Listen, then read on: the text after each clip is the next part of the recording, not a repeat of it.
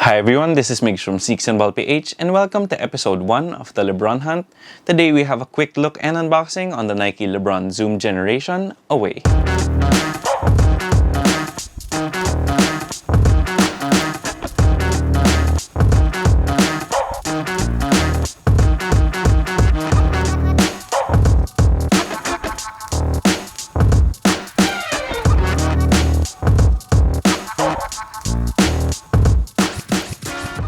To start things off, this is LeBron's first ever signature shoe, and he used this all throughout his rookie season. He did sign a huge deal with Nike before he even played a single NBA game, because there was definitely so much hype around LeBron, and Nike really believed that he would become the next big thing. And you know, he is still going strong in his 17th NBA season, so I guess you can definitively say that he really was the next big thing. LeBron James did use the Zoom Generation for the entire 2003 to 2004 NBA season, where he pretty much put the league on notice with averages of 21 points, 5.5 rebounds, 6 assists, and 1.5 steals per game. He was also named to the All-Rookie First Team and was named Rookie of the Year over some other notable names like Dwyane Wade, Carmelo Anthony, and Chris Bosh. In his rookie season, he did start to turn things around for the Cleveland Cavaliers because prior to LeBron James being drafted by the Cavs, they were a pretty abysmal franchise that were just dwelling at the bottom of the standings. And with LeBron in the 2003 to 2004 NBA season, they started to turn things around and just barely missed the playoffs as the 9th seed in the Eastern Conference. Then for the shoe itself, it was inspired by a Hummer that his mom supposedly gifted to him, but we all know that that sort of came from donations. And with this really cool Hummer-inspired look and the fact that this was his first ever signature shoe, the LeBron Zoom Generation is one of the more popular shoes throughout the LeBron signature line. You have some really popular and iconic colorways, so you have this Away colorway, you have the St. Vincent St. Mary Zoom Generations, the first game colorway, and the most popular colorway, which would be the Wheat LeBron Zoom Generations that he used during All-Star Weekend.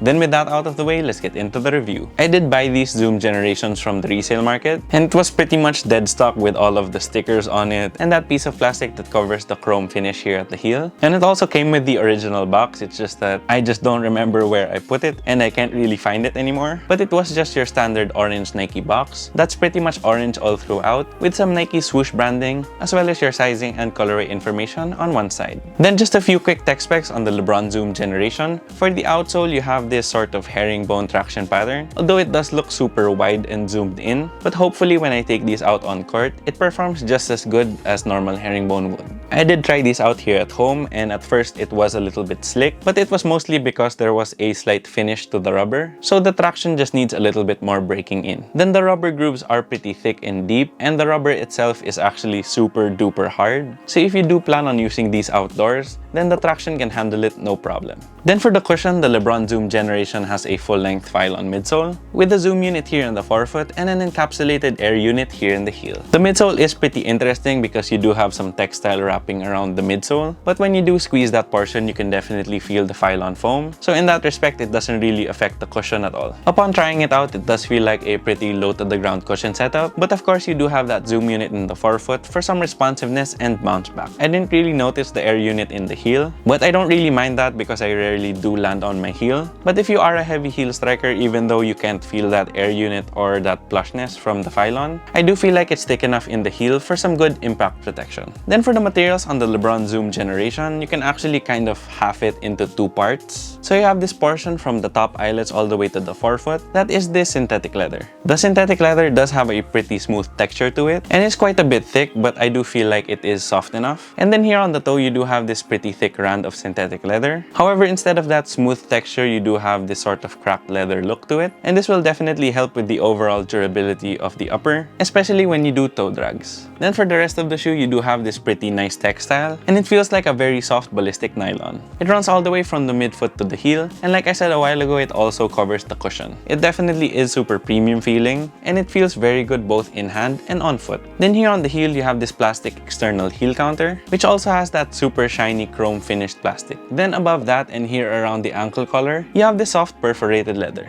You also have a little bit of plastic here on the top two eyelets as well as the middle two eyelets. And then here on the tongue, you do have this soft neoprene, and here at the top, you have some more of that cracked synthetic leather. Then lastly, you do have some flat laces, this red plastic piece here at the tongue, and a super plush and soft neoprene sock liner.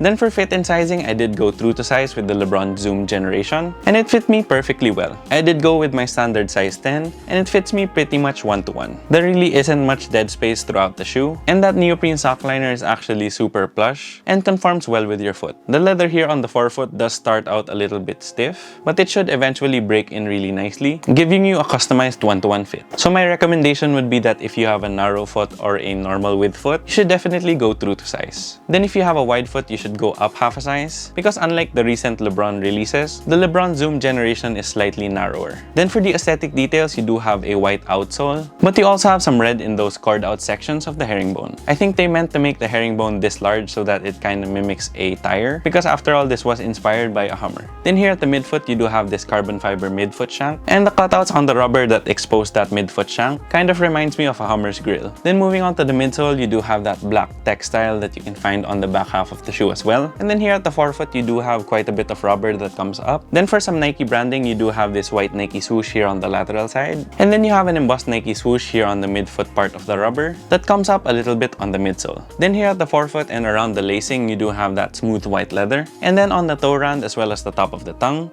you have that cracked synthetic leather. You also have that black perforated leather here at the back of the shoe, and then you have my favorite aesthetic detail of the LeBron Zoom Generation, which is that matte black plastic heel counter with that very shiny plastic that has a chrome finish. I definitely thought this was a very awesome touch when I saw this as a kid, and now that I'm 24, it's no different. This is still hella awesome. Then here at the base of the lacing, you do have this tiny Nike swoosh. Then here on the tongue, you have that L23 LeBron logo that's stitched in black, and then you have this transparent plastic rectangle with LeBron written underneath. This is also a cool touch because it is inspired by the taillight of a Hummer, so I guess you can say that this is one of the shoes where the theme was executed super well. Then for the last detail, you do have LeBron written on the insole. Then for the overall aesthetics, I just really love the LeBron Zoom Generation, and it really doesn't matter which colorway it is, so I love this away colorway. First and foremost because it really does look like a Hummer because it has that black base. I also really like the St. Vincent St. Mary colorway because the color blocking on those is awesome. And of course, you have to love the first game LeBron Zoom Generations as well as the wheat colorway. As I said a while ago, this is one of the rare shoes that has a theme and really milks it for all it's worth while still having a very cool aesthetic as well. It doesn't feel overdone and doesn't feel overly gimmicky. Instead, what you have is a concept that really turned out to be an awesome product. I love the different materials that they used on the shoe, from that really smooth leather to that soft ballistic nylon here at the back that looks and feels super premium. I also really love the look on the outsole because, I mean, just look at it.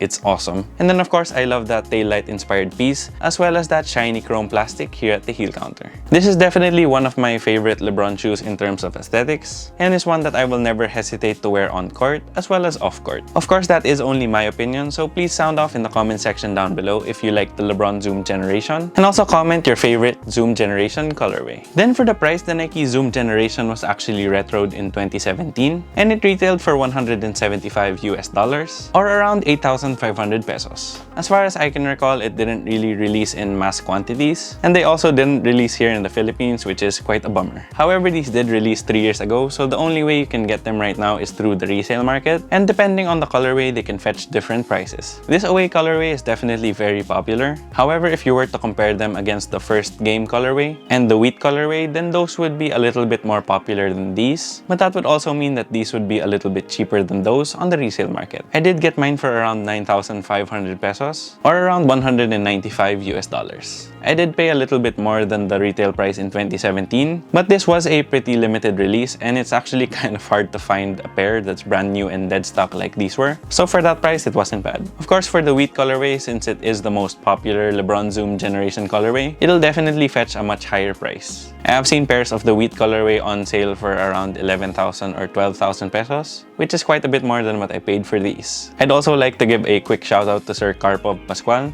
because he is the one who sold me these shoes, and they were really in good condition. It was never used, and the size sticker is actually still on the insole, and the plastic protection for the chrome piece was actually still there. So once again, thank you, sir, because this was a really nice pair. So there you have it, guys. That concludes episode 1 of the LeBron Hunt featuring the Nike LeBron Zoom Generation Away. If you liked the video, please make sure to leave a thumbs up down below. Then if you have any comments, questions, or any suggestions for any future videos, please feel free to leave them in the comment section down below as well. Then if you haven't already yet, please make sure to subscribe and hit that bell icon for notifications. It would help us out a lot here at Sneaks and Ball PH.